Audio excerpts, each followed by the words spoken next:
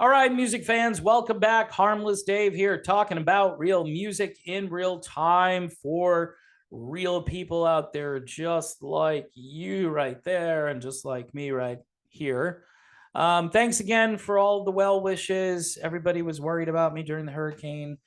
I couldn't talk to people for like 2 days. Everything was out, cell phone, internet, Wi-Fi, everything was just down. The phone, the service was horrible. But thanks again to everybody who has reached out and helped out, even financially. That was really unexpected. So let me promote this for those of you who like hard rock, heavy metal, glam metal, melodic metal, whatever you want to call it. This is Love and Chains, Everyday Heroes. Really good stuff. My friend Mike Floros is playing guitar on this, and he sent this to me. And yeah, it's kind of holy crap Batman, independently put together. No major record label here, just really good music by some really good musicians. And again, if you like, say, Tesla, Poison, or even Van Halen, you're probably going to dig Love in Chains. Speaking of Van Halen, holy crap, Batman, Andy Green from Rolling Stone did this epic interview with Sammy Hagar, and it's loaded. I mean, there's one paragraph after another that's a headline, basically. If you remember Andy Green, he's that guy who interviewed Steve Perry when Steve Perry came out of retirement for Traces. And he did this interview where Perry just unloads on his former bandmates. And at the time, I was over on the Brown River Twitter cesspool, and I was saying to Andy Green, this is not possible. I mean, why would he say all this stuff? Neil Sean at the time was in disbelief. And Andy Green messaged me back and said, oh, no, he said this, and probably stuff. I don't know if he said to me, he said even more, but he definitely confirmed that Perry said all this stuff, and he wouldn't have printed what Perry said if it wasn't true. And I don't think Steve Perry would have allowed Andy Green to just make stuff up. So that kind of confirmed to me that Andy Green, who asked really good questions then, was a great interviewer, and he does it again with Sammy Hagar. And they cover a multitude of topics, mostly related to Sammy leaving the band in the mid-90s, getting fired. We get the confirmation that Hagar was fired, that he didn't quit. The 2004 ill-fated reunion where Ed was in really rough shape. And there's a theme about Eddie Van Halen that I will touch on that I think is privately being acknowledged, but publicly it's been kind of really quiet. And you could say, well, if you read Sammy Hagar's book, the unauthorized biography or whatever it is, you'll learn everything about his relationship with Ed. He said some really harsh things, and basically he stands behind those things, but he knows that it doesn't look good after the fact that Ed passed away. Now, the good news for Sammy is he got some closure because he and Ed obviously had a relationship that was starting to blossom again before Eddie passed away. But what's really interesting, even more so in this article, is the fact that Sammy does believe a Van Halen reunion is possible. And the best way to do this is to put Wolfie on lead guitar. Now, the fans were saying this out of the gate when this all happened, and people are saying, that's sacrilegious, it's blasphemous. I think Sammy kind of touches on that too. He says, honestly, a Van Halen reunion is kind of blasphemy at this point because there is no Ed. But if you're going to do it, and Irving Azoff seems to be hell-bent on trying to do something with these guys, he says you bring everybody in, including Dave, if he wants to cooperate. So you have Sam, Dave, Mikey, Wolfie, and Alex, right? And if you don't have Dave, I let Michael Anthony sing those parts from the Roth era, and that would probably really tick Roth off if he wasn't involved in it. But honestly, Michael Anthony does a great job. If you haven't seen him performing like Ain't Talking About Love with the Circle, I mean, he just kills it. He's just fantastic. Is he a better vocalist than Dave Lee Roth is right now? Oh, 100%.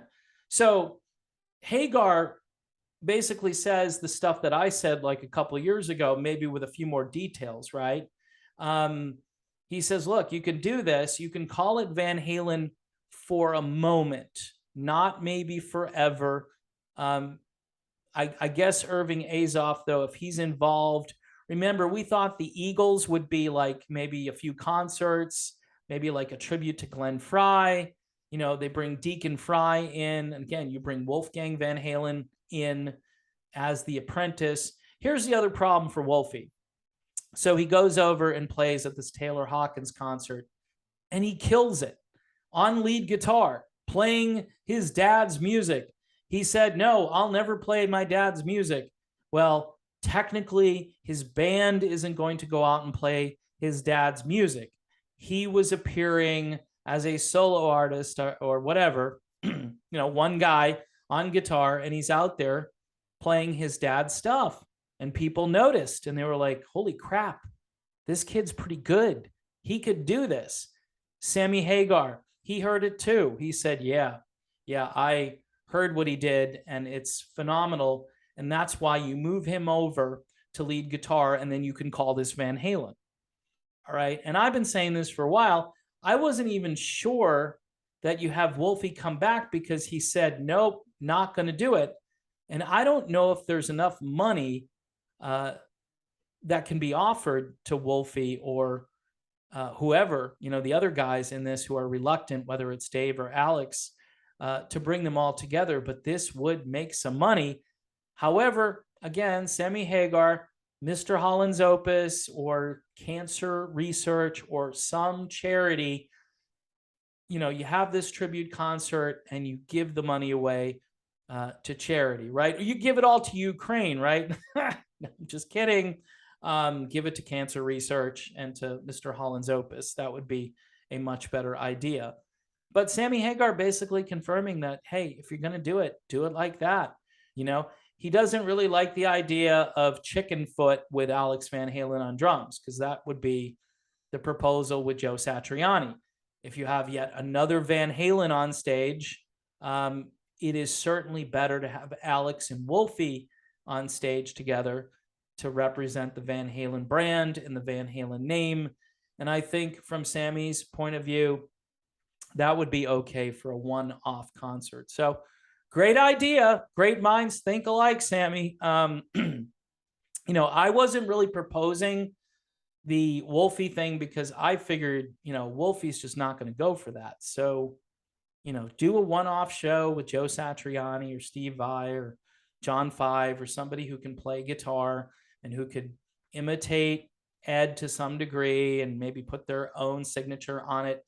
But Wolfie made the mistake of being that good out there performing Van Halen music. So, if you're out there and you're doing the Taylor Hawkins tribute, why are you doing Van Halen songs? I mean, that was just like a warm-up, and people are now going to see that and demand and say, hey, I know you don't want to do this, but you're the perfect person to do this. So we'll see what happens. I don't know.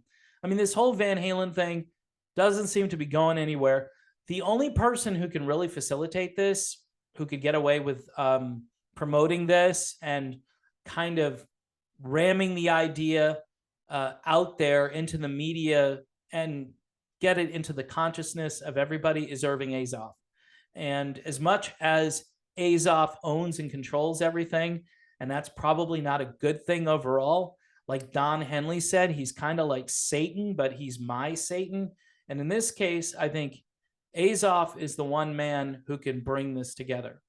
And he is a monopoly. So you got Ticketmaster, you got all the advertising, you got all the venues, you got all of the literature out there, all of the media support. Azoff is the man to get it done. So we'll see. I mean, Sammy didn't close the door on it. He said, "Yeah, I would be into it." And if David Lee Roth wanted to be part of it, that was up to Dave, obviously. But Dave seems to be about Dave these days. Dave is wondering if we're going to do a tribute to him at some point. Like, when is the David Lee Roth tribute going to happen? I say screw that and just have Michael Anthony do all of the Roth parts, and he'll do them in a great way. In fact, if you have Wolfie and Michael Anthony in the same band, you've got two guys who can kind of sing those high harmony parts. Why not? Why not just skip Roth altogether, do all of the big Roth era songs, and then focus on all the Hagar stuff? And I think fans will love it, but I don't know if it will ever happen. My guess is probably not, but Sammy's not saying no. So anyway, one more time for Love in Chains, baby. Everyday heroes. We got a lot of those everyday heroes here in Southwest Florida right now, trying to help all those people who lost everything. It's just scary. It's just scary. As much as I'm trying to get back in the saddle and care about all this music stuff, and it is really interesting right now. There are some other topics I'd like to get out there. My heart and my thoughts and prayers are with all of these people who lost everything. Sanibel Island, gone. One of the patrons on this channel is a member and founder and creator of this band called the Causeway Stars.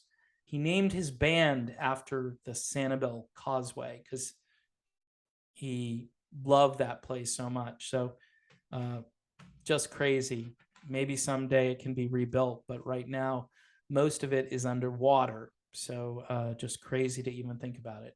All right, people, thanks for the support on this channel.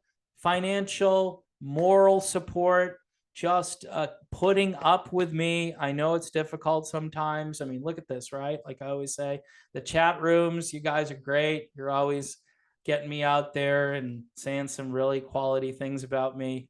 I'm harmless. Keep telling people I'm harmless, Dave. And yeah, for those of you in the chat rooms, at least I'm trying to promote some music here. I know that's a dying art, and this is why I do it. And I'm big with underdog bands, right? So if you're an underdog band, I mean, you don't have to look like underdog. You just have to be kind of like an unknown band that is trying to get your stuff out there. I'm probably just as good as Spotify, right? Hit me up on Patreon, $1 a month. That's all it costs. It goes to a good cause. I need to rebuild a few things here around the house. So yeah, I need a little financial support now and then. But again, thanks for your help, and I will see you soon.